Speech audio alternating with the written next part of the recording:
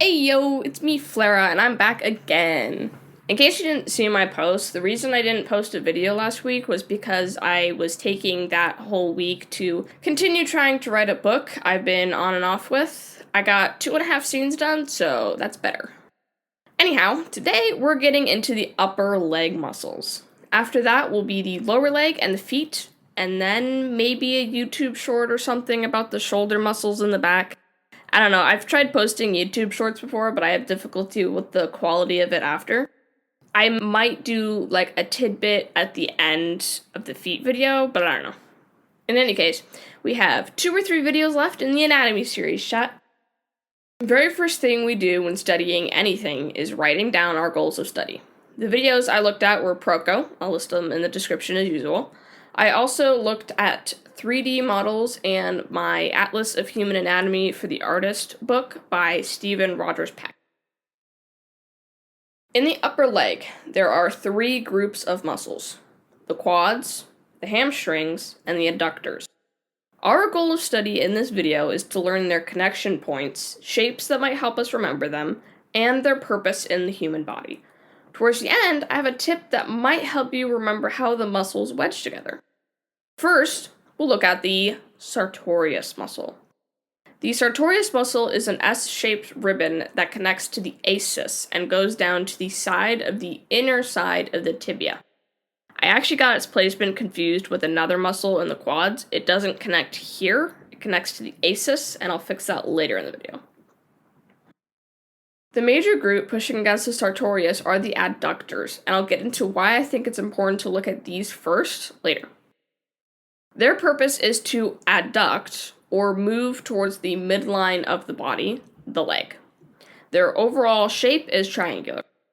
There are 6 adductors, but most of them are buried deep within the leg, so you're only going to really see 2 or possibly 3. The adductor longus, the adductor magnus, and the gracilis, if I'm pronouncing it right. These connect to the grab handle looking thing at the bottom of your pelvis. You mean the ischial tuberosity? And then they connect to the side of your femur. The gracilis ends up merging along the side of the sartorius and connects in a similar place. The upper right triangle, drawn in green here, is a cavity full of deeper muscles and arteries, so it's sort of like the intraclavicular fossa we learned about in the pecs and deltoids video. You don't see any muscles in this area. Right next to that is the adductor longus. From the front of the leg, it has this triangular shape in the middle of the adductor's overall triangle shape. This is what you'll see if you pull your leg outward and to the side. Right next to the adductor longus is the gracilis muscle. From the front, it looks like a small ribbon that goes along the side.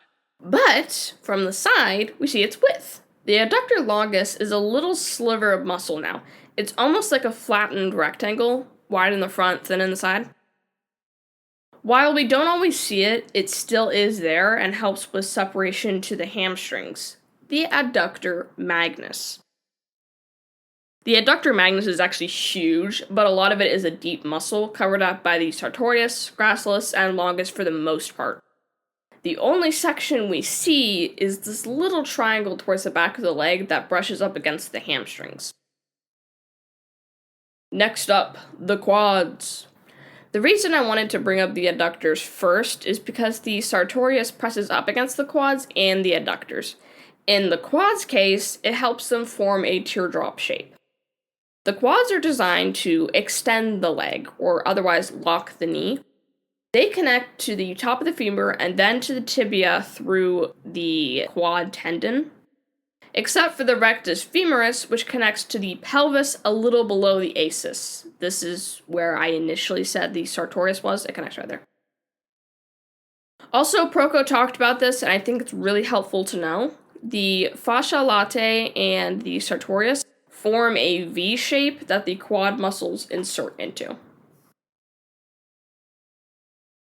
There are 3 muscles of the quads: the vastus lataris, the vastus medialis, and the rectus femoris.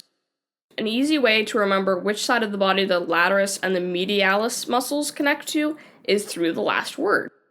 Lateral is the side of the body facing out, and medial is towards the midline of the body, inside versus outside. The vastus medialis is a small teardrop shape towards the lower inside of the leg.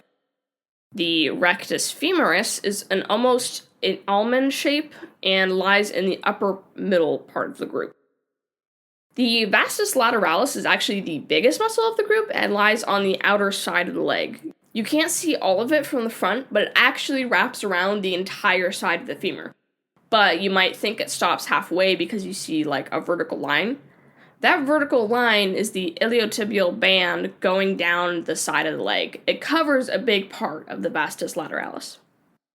Overall, the muscles are divided into this 1, 2, 3 kind of stair-step pattern.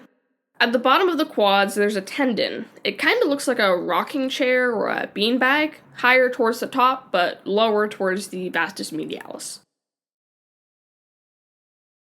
Now, to the last muscle group that surprised me, the hamstrings. They work as the antagonist to the quads, bending the leg at the knee. They work very similarly to the biceps, and they have that same kind of shape. So I thought there was only 2 muscles.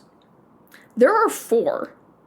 Since these muscles are on the back, I'm only going to focus on the side and back view of the legs. They connect towards the back of the ischial tuberosity, and then they stretch into 2 tendons that grip onto either side of the tibia. So back to the main grouping and separation of them. Like the biceps, they're separated into 2 groups, the lateral side and the medial side. On the lateral side, you have the long head and short head of the biceps femoris. Yep, even the people naming it thought it looked just like the biceps. On the medial side, you have the semitendinosus and the semimembranosus. Now, in terms of dividing the sizes of the hamstrings, I'm just going to show what Proco did from his video. So, he simplified them to ovals. The long head and the short head on the lateral side are pretty much the same size to each other, but the long head is on top. On the medial side, the semimembranosus is a bigger oval, and the semitendinosus is a thin oval on top of that. However, even though there are 4 muscles, you generally won't see all the muscle striations on a normal individual. Fat there smooths over the form, so you really only see the tendons at the tibia when you stretch your hamstrings, and sometimes see a little line at the middle of all 4. In other words, most of the time it looks like the naked chicken from Cloudy with a Chance of Meatballs. But if you're thinner in the legs, or more athletic, there is a chance of you seeing the individual muscles. In this leg here, I'm drawing straight from Proco's hamstring video. I learned something else about muscles. They move around. At first, when I saw this picture, I couldn't decipher it. It just looked like a mess. But we can still see that this muscle is on top of this bigger one. So this has to be the semitendon, and this one has to be the semimembrane. Just focus on which is on top of which in shots like these, and you'll be fine. Hopefully. From the side, the semimembranosus is the most visible, butting up right against the gracilis, and a sliver of the semitendinosus is seen on top. But again, since most of the time it's like smoothed over, you won't really see a separation from the semimembrane and the semitendon. Make sure that you leave a gap under the hamstrings. The tendons stretch down to the tibia, then back up to the main body like an upside down U behind your knee.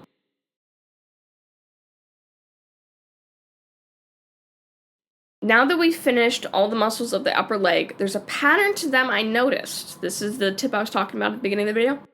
They all wedge into each other like 3 triangles or pie slices. From the front of the leg in the quad group, the rectus femoris is the highest one.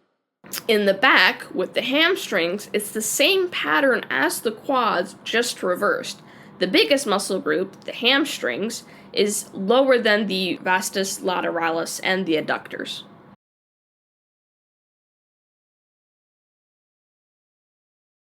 And from the side, the quads, the adductors, and the hamstring.